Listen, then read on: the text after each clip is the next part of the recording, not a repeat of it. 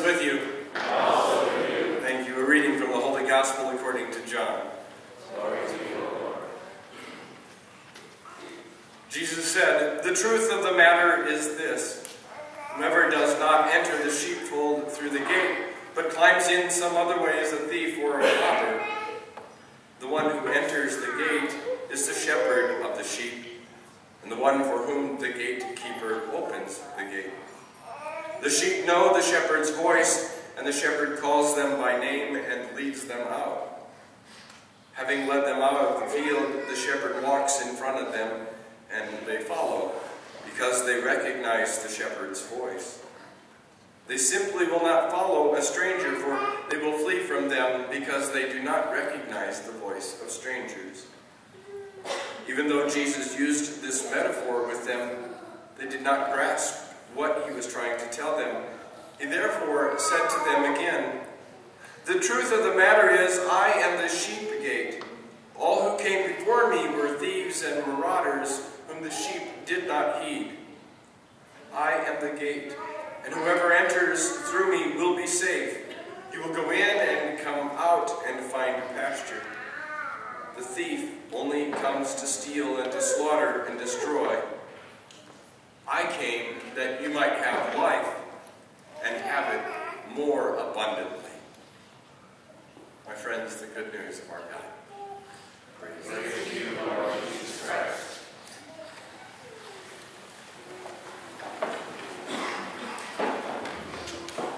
First of all, let me say welcome to everybody who is joining us for the first time or for the meal tonight. I'm glad you're here. I'm appreciative of your presence.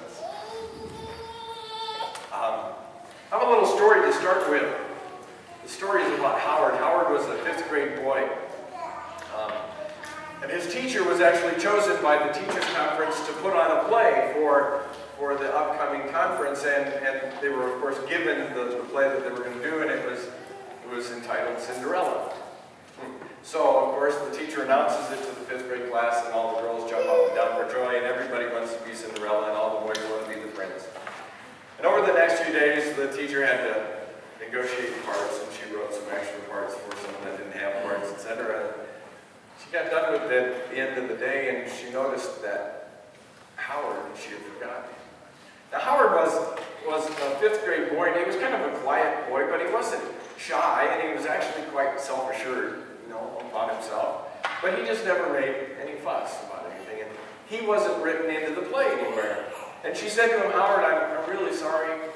She said, I just can't find any place to put you in the play. I can't do anything." And Howard looked at her and said, "That's no problem. I'll just be the pig." She said, "There's no pig in Cinderella." And he goes, "There is now." So, what Howard proceeded to do as a 5th grade boy is write a part into the play of Cinderella that included a pig, and he was Cinderella's pet pig. So he was in almost every scene. And he got to hang out with Cinderella, and he even made his own costume with the what do you call those things? Pipe cleaner tail, the whole 9 yards. At the end of the very final dress rehearsal, when everybody started clapping because Cinderella and the glass slipper and it all fit and everything, he stands up on his hind legs and barks. And his teacher says, "We made it this far, Howard. I think it was really great that you've written in this play and everything, but pigs don't bark." And he said, "They do now." Needless to say, they did the play for the teachers' conference, and everybody loved it, and guess what part they loved the most? Howard and Cinderella's pet pig. It reminds me of the final verse of our gospel today. "I have come that they might have life and have it most abundantly."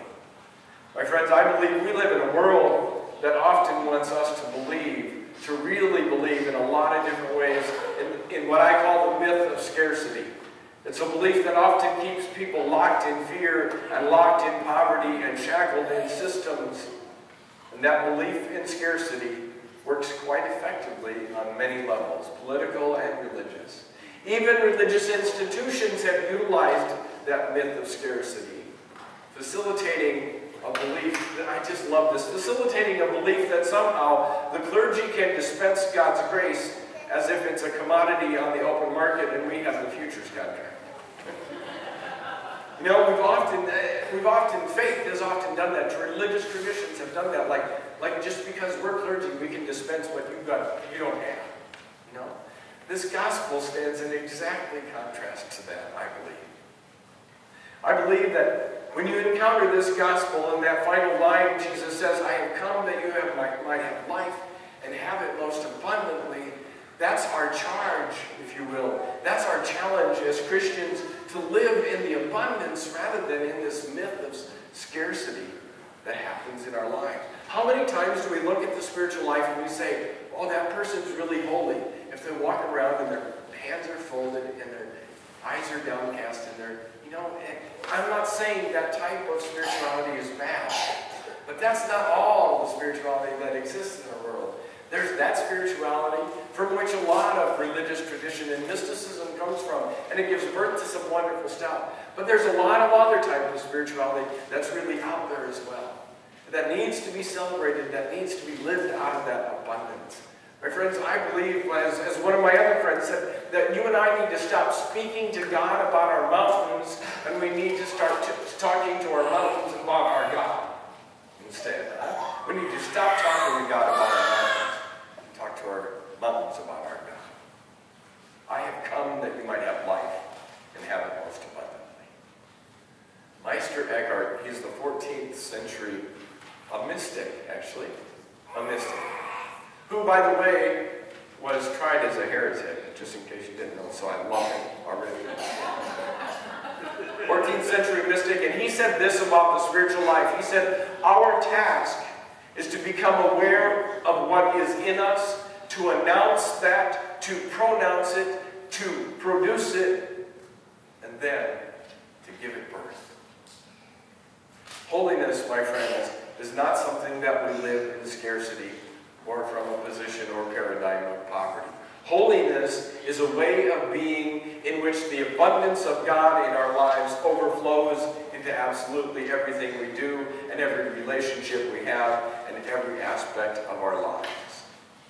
You see, Jesus didn't say in this gospel, "I have come that they might have life," if they go to church on Sunday, if they follow special laws and rules and regulations, if they cut their hair in a special way, or if they look and do the spiritual life as somebody else defines it.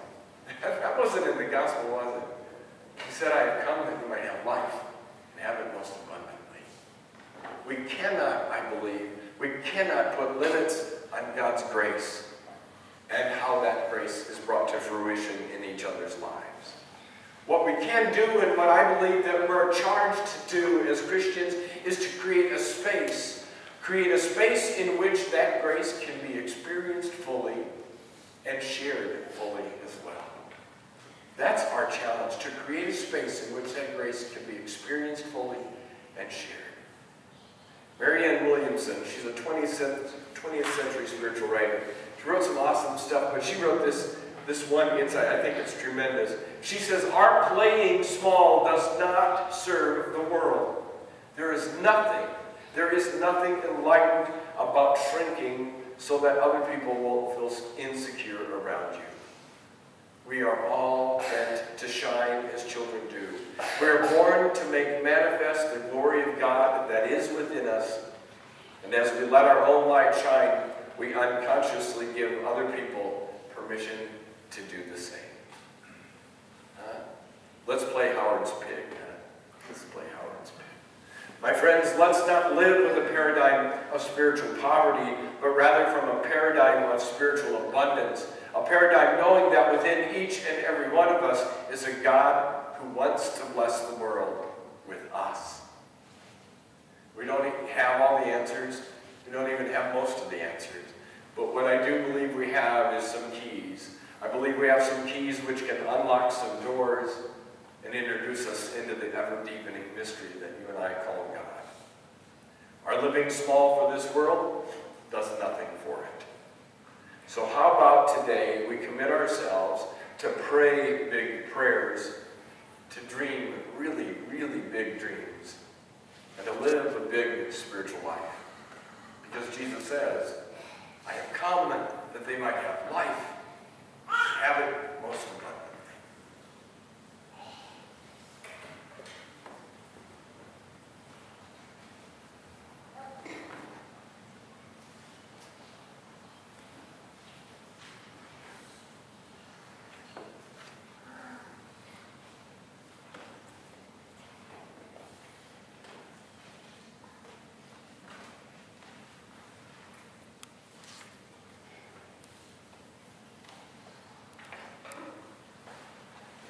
Shall we stand and confess our faith, the abundance of our God?